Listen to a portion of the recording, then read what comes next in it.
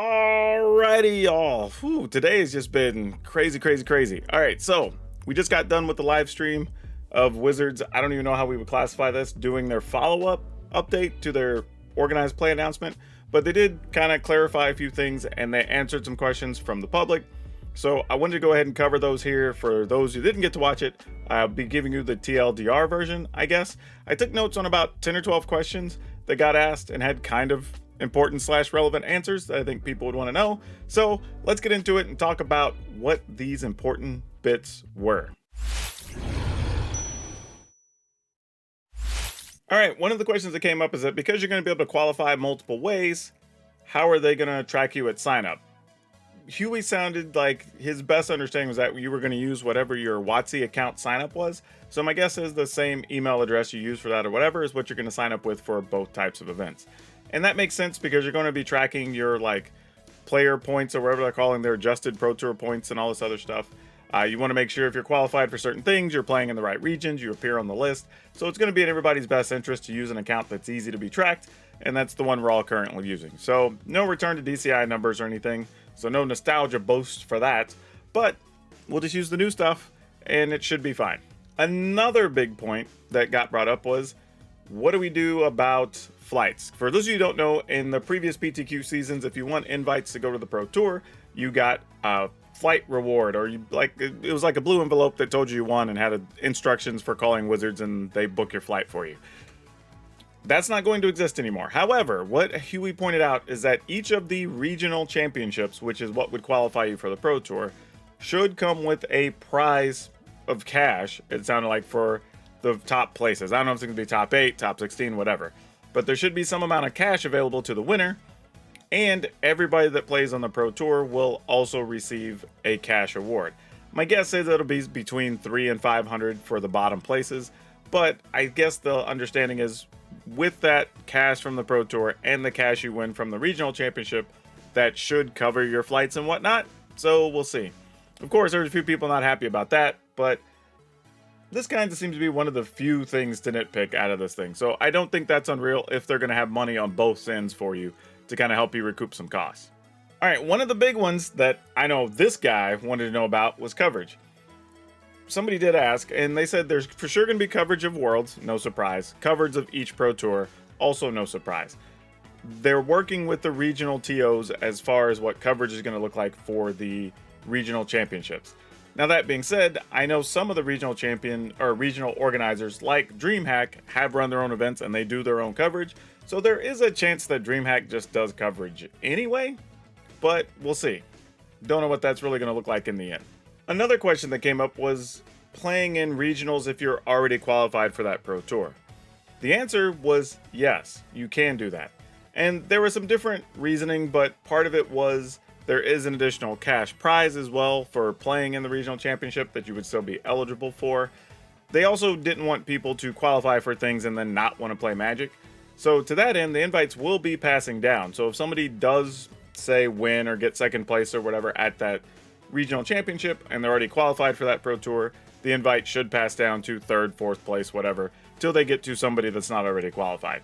So that's also very good. So you don't have to worry about somebody, I don't know, just spiking and denying an invite. And you also don't discourage people that are already qualified from participating in the events. And I like this a lot because one of the things that creates memories for some players is the interaction with these big names they've seen on coverage or seen their name on some championship thing or whatever, and they get to tell their friends like, oh, I played so-and-so. Whether I win or lose, it's still a cool idea to go talk about. So I like that part of it a lot. Really nice to have that be a thing. Cool to have it clarified. Now, if you're a fan of team events, bad news. Currently, there is no plan, I guess is the best way to put it. No plans for any type of team events in the foreseeable future. Now, I wouldn't be surprised if once they give this system a little bit more of a run, they may come back and talk about it, but I have a feeling we're going to let this play out for a year and a half before we think about doing anything with teams. Not much you can do about that one. It's just if you like playing in team events, currently there are no pro level team events, at least for the next year. And yeah, I think I just want to clarify that it sounds like invites as a whole at any level will pass down. So if there's anything where winning or top 8ing or whatever qualifies you for a thing, it sounds like that's going to pass down. And something that was also not as clear, I think, but did get mentioned a couple of times, is that there will be a portion to qualify you for Worlds that if you're in the top 32 point earners that have, or top number of 32 remaining players among the adjusted pro points, I think is what we're calling it, or adjusted match points. That's what it is, AMP. But anyway, the top players of match points that haven't already qualified for Worlds, they will take those players as well. So all your match points you get in any pro level event are going to be important because they could matter for those last few slots to Worlds. So just something to kind of stow away in your brain to have for later. Grand Prix, none on the schedule. And we did point that out in the earlier video, but one of the things that we did get clarity on is the regional championships are not to be just like a big tournament. The idea is that they're supposed to be 2 or 3 days, and they will have a full slate of side events. Matter of fact, they're going to have last chance qualifiers as well. So if you didn't qualify for the regional, you can play in some of those events. I'm assuming like the Friday night before, and then the event will take place on Saturday and Sunday. But they did say they wanted to have even like side events like a command zone and everything else. So for the most part, this is going to feel like a Magic Fest or a Grand Prix or whatever while you have this big regional tournament going on. So while we're not getting true Grand Prix, we are getting Grand Prix-like events that happen to have these regional championships as their showcase main event versus being just a Grand Prix main event. So I'm not opposed to that. I think that's a reasonable middle ground for now. I do think we're going to see, and he didn't say this, but I think reading between the lines, we're going to see some other number of tournaments come back as everybody gets comfortable getting to go to large events again and more places open up. They'll probably be run by the regional organizers, and that's fine. Don't think that's bad. Whether they qualify us for the Pro Tour or not, I think that's a different story, but I do think we will see Grand Prix-like events on a more regular basis, probably sometime within the next year. One of the other things that we talked about, or at least was brought up, because players said like, well, one, is there an easier way to explain to people how to qualify and whatever? Though I think today's announcement was very clear and very easy. I feel like if you are interested in knowing, that is in a document that is very easy to understand and you can figure it out. Worst case scenario, just show people the pyramid and the pyramid solves all the problems. But that aside, what is the best way for players that are brand new to get into the aspirational track to be on the Pro Tour? And plain and simple, it's going to be play in events at the local level. Hit up the local stores, play in the regional qualifiers or regional championship qualifiers. And if you win one, you get your chance into a regional, and then you just go up from there. There's really nothing else. Apparently some people didn't understand that, but really, easiest thing is go to your local stores.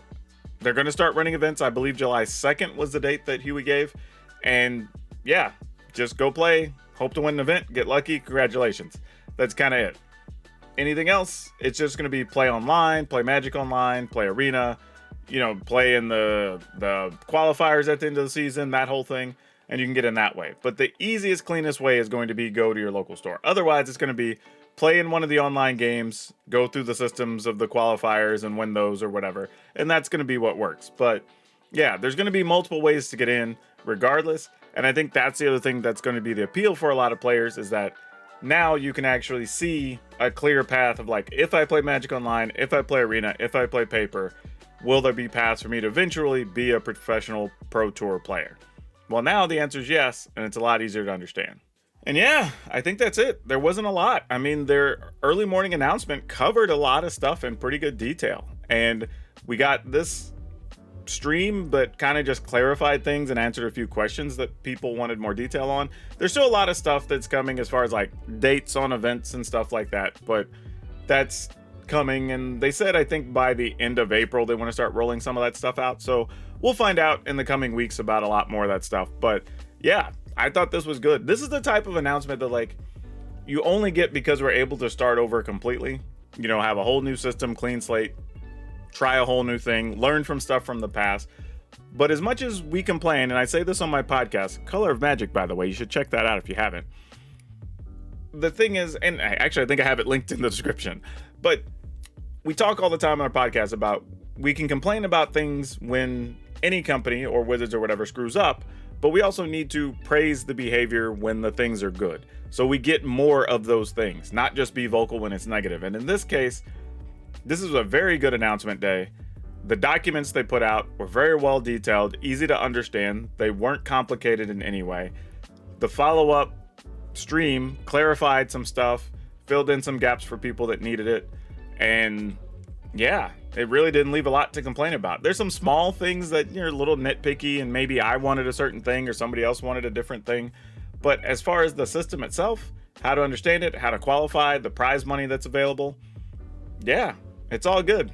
I got no major complaints. So hats off, tip of the hat, whatever you want to say, to Wizards for today, because this feels like a win for them. The Magic community as a whole is very positive. I think a lot of us are still tentative, right? We're still like, hey, we like this. Let's see how it plays out first, though, before we praise it too much.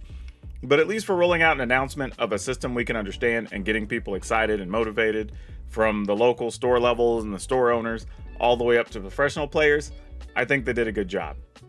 But again, let me know down below if there's any questions you didn't have answered or that you didn't understand. Maybe I can answer them for you, so feel free to ask those as well. But y'all know the drill. Like, subscribe, share, all that wonderful stuff. It helps so much. I appreciate y'all hanging out today between the live stream and watching the videos, because this was a lot of news today to try to cover. But that's all I have for you for now. We'll see you next time.